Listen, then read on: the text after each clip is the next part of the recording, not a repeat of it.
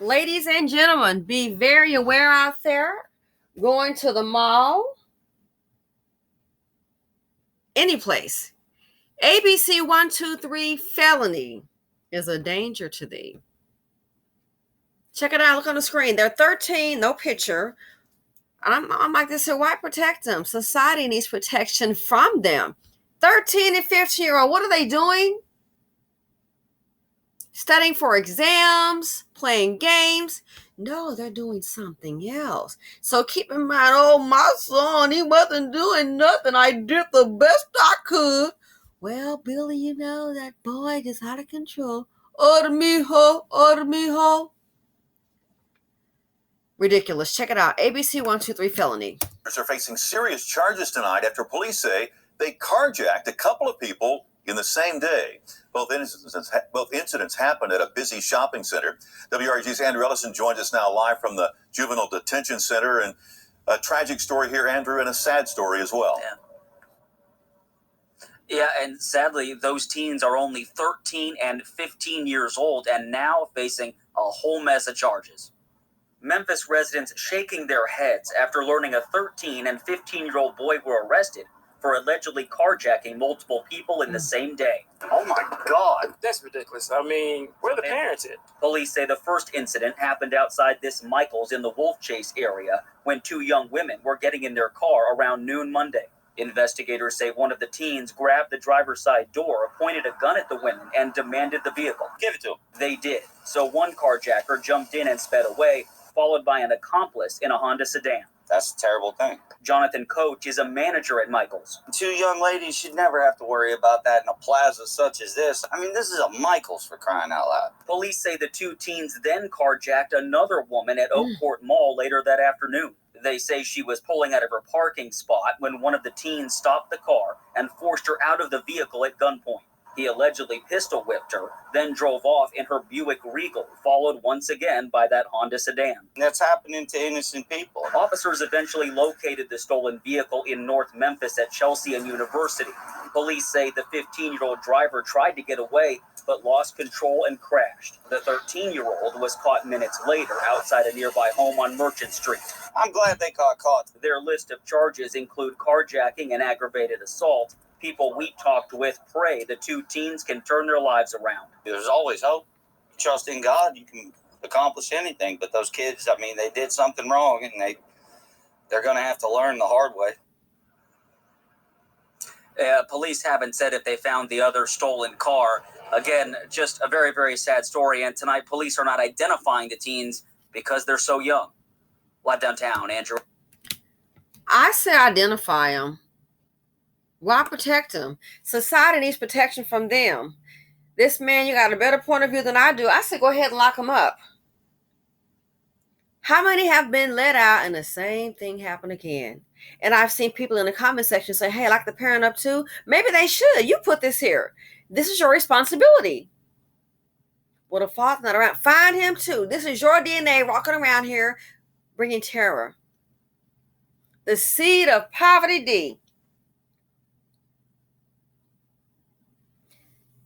They're 13 and 15. These are, in my opinion, monsters. It is what it is. Well, they need some help and some prayer. Well, let them at your door and see what happens.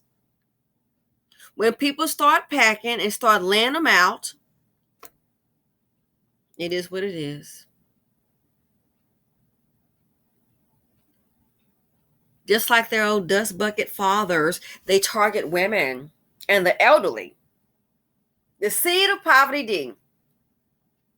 And don't forget, did you not hear that they pistol whipped one lady? Pistol whipped her. What if she lost teeth?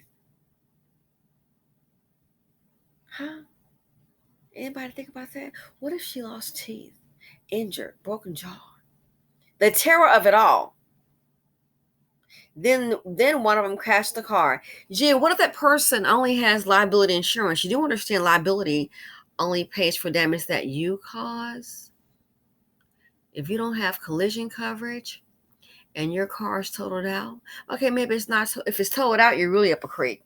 Dusties and their poverty-ridden seed, the seed of poverty, D, they bring drama, trauma. The financial implications too much stress to the nation. They bring a many sleepless night to the victims. Anxiety attacks. One car crash. If the person only has liability and the car is totaled out, then it looks like you're going to be going to a dealership soon. Well, I don't have any money for that. Well, you have low credit. Are they going to want a down payment? Oh, you don't have it? I guess you're now on the bus or Uber or Lyft, but I have to get to work. Guess you could lose your job. Well, I can't afford Uber and Lyft because I have groceries. I'm check to check. Well, I guess you'll be eating less and spending more money on Uber and Lyft or friends and family to get you to and from work if you can't work remote. You'll be eating less because you have to keep that job. Or you could be homeless because of the seed of poverty D. You understand? All because a woman decides to be an incubator, an IOD, an incubator of destruction, IOD, and carry the seed of poverty D, and then play victim. I did the best I could. Meanwhile, she probably sitting up. We probably paying for her 3 hots and a cot with her little voucher, free health insurance. Mine isn't free. Is yours free? Her voucher, free health insurance. Probably has a discount in food, possibly an EBT card. Oh, and maybe a discount on the utilities.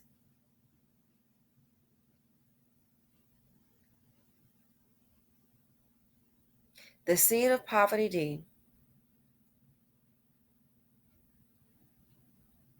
13 and 15.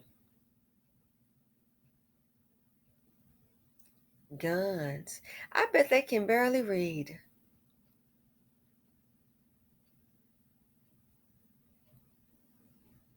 Where are the parents? Starting to think some of these women are really using their womb as a wallet. You're already struggling with one, then you look up, you got 2 or 3. The sympathy for me as a minority, and again, we don't know the rest of these kids. It doesn't matter. A dusty is a dusty. The seed of poverty D. It's in all nationalities. But I'm telling you, in general, the sympathy for people, and they're like, oh, my kid, my son, when it comes to crime and their families, my sympathy is the sympathy card is maxed out. I have no sympathy. Oh, what are they gonna do? They should start holding the parents accountable. If they're middle class, see if there should be some kind of legal action you could take. If they're not, well, I'm not middle class and I'm poor on the system. Oh, that we can make it real easy for you. They should be off the benefits. 5 years. You're housing this criminal? Well, I got 2 sons, 10 years. You got 30 days to get it together. 30 days. Because and what I mean get it together, I mean, no, you got to find someplace else to live. That's why certain places, when they only want a certain number of people with kids, I understand it. Just like Becky. Look what happened to Becky in the video I did. All that drama. Thinking somebody done kidnapped that little girl. Nobody's kidnapped her. She's staying with her boyfriend. Really? Yeah. She's staying with her boyfriend, Becky baby mama. Staying with her boyfriend. Police out there looking and searching. But what do causing all this commotion? Now it's time to renew the lease. Yeah, not you, boo. I'm sorry. Not renewing the lease. Why not? You and your child causing all this drama. They're not renewing the lease. You got to find someplace else to go. The seed of poverty D. Let me know what you guys think. Unbelievable. Feel free to comment, like, subscribe, and share. And please check out our sister channel about those comments. And I'm out.